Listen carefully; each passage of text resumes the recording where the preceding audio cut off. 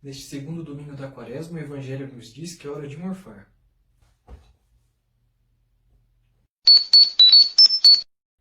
E é mais ou menos isso mesmo. Eis o tempo, é hora da conversão, de salvação e de morfar. Morfar? Metamorfose. Transformação. Olá, povo lindo de Deus. Além de nos dirigir ao deserto para enfrentar os nossos demônios, como vimos no Evangelho da semana passada, neste final de semana nós somos chamados a fazer como um dia fizeram os nossos pais da fé, Moisés, Abraão e Elias, a subirmos a montanha para escutar a voz de Deus. A montanha sempre foi um lugar de encontro com Deus. E é interessante que se nós formos buscar a origem da palavra montanha, nós veremos que deriva do latim montanius, eu acho que é mais ou menos isso, que quer dizer algo que é relativo à elevação. E cada um de nós é convidado nesse tempo de Quaresma a entrar num processo de elevação a Deus, assim como Pedro, João e Tiago também foram convidados. O Evangelho deste domingo começa com as seguintes palavras. 6 dias depois, Jesus tomou Pedro, Tiago e seu irmão João e os levou para um lugar à parte sobre uma alta montanha, e ali foi transfigurado diante deles. Nessa primeira frase nós encontramos um detalhe muito importante que vai nos ajudar nessa reflexão. O trecho começa dizendo que se passaram 6 dias, e como nós sabemos, os números da Bíblia, na maioria das vezes, não estão ali por acaso. E o que acontece no 6º dia? A criação do ser humano. Alguns estudiosos da Bíblia dizem que o número de dias presente na primeira frase do Evangelho deste final de semana quer dizer que Jesus, naquele momento, precisa recriar o ser humano.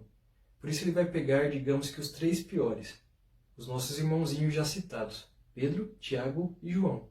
Esses nossos irmãos eram tão bonzinhos, mas tão bonzinhos, que Jesus chegou até a dar apelidos para eles. Um ele chamou de cabeça dura, de pedra, o Pedro, e os 2 irmãos, Tiago e João, de filhos do trovão, porque eles tinham uma personalidade muito forte. Esses 2 últimos, por exemplo, são aqueles que pediram para que a mãe fosse pedir para Jesus que um se sentasse à sua direita e o outro se sentasse à sua esquerda no reino dos céus. A elevação que eles procuravam era muito diferente daquela que Jesus estava propondo para eles no alto da montanha. Eles queriam poder e fama. Por isso Jesus os leva para um lugar reservado, onde ninguém os veria, um lugar onde eles iriam rezar pelo simples fato de gostar de rezar, e não porque os outros estavam olhando. E quantos filhos do trovão nós não encontramos nas nossas igrejas, não é verdade? Ai, ai, ai, ai, ai! E ali naquele lugar reservado, Jesus é transfigurado, dando meio que um spoiler sobre o que seria a ressurreição. O termo transfiguração tem como uma de suas origens a palavra metamorfose, que deriva do grego metamorfoses, meta, que quer dizer além de, e morphis, que quer dizer forma. Ou seja, ali diante deles, Jesus ganha meio que um formato diferente. Eles passam a ver Jesus de uma forma diferente. A transfiguração não se resume apenas ao físico. Jesus continua o mesmo, a mesma pessoa de sempre, mas eles já não olham para ele da mesma forma. É mais ou menos quando nós nos apaixonamos por alguém. O fato de eu me apaixonar por aquela pessoa faz com que eu olhe para ela de uma outra forma. Ela pode ser a pior pessoa do mundo, mas a minha relação com ela passa a ser uma metamorfose, que faz com que eu veja ela de outra forma, de um jeito diferente. Quando a luz dos olhos meus Foi transfigurado da presença deles. Isso quer dizer que eles que devem ver a mudança. E o seu rosto brilhou como o sol. E o sol é a presença de quem, senão a de Deus? Ra, Atom, Amon, todos os grandes deuses da mitologia também são chamados de sol. Logo, o nosso Deus não poderia ser diferente. É como nós rezamos na liturgia das horas durante a Quaresma. Ó Cristo, sol de justiça, brilhai nas trevas da mente, com força e luz reparai a criação novamente. Após 6 dias, como está no início do Evangelho deste domingo, Jesus quer reparar a criação.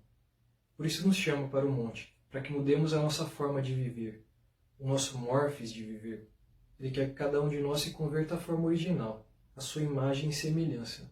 Porque ao longo das nossas vidas, a nossa essência vive uma espécie de metamorfose ambulante, uma série de mudanças provocadas pelas nossas quedas, como um objeto que cai, amassa, suja e trinca. Ai, ai, ai, ai, ai! Jesus quer que nós vivamos uma metamorfose definitiva, e não uma ambulante. Ele quer nos ver limpos e com novas vestes, brancas como a neve, como a sua transfiguração. Mas a nossa vida só se transforma a partir da escuta de Jesus. É necessário cumprir com o que fala a voz de Deus que ressoa no alto da montanha. Este é o meu filho amado, escutai-o. É como se Deus dissesse que ele é maior que Moisés e Elias, figuras que aparecem ao lado de Jesus na transfiguração, para nos dizer que é nele que se cumpre toda a lei e toda a profecia. Por isso é ele que nós devemos escutar. Meus irmãos e minhas irmãs, Silenciemos para escutar o que ele tem a nos dizer. Deixemos de ser trovões ou pessoas de cabeça dura. Nos abramos à graça divina. Vivamos uma vida de oração que eleve a nossa alma. Levemos os nossos olhos para o monte. É de lá que vem o nosso socorro. Louvado seja o nosso Senhor Jesus Cristo, para sempre seja louvado.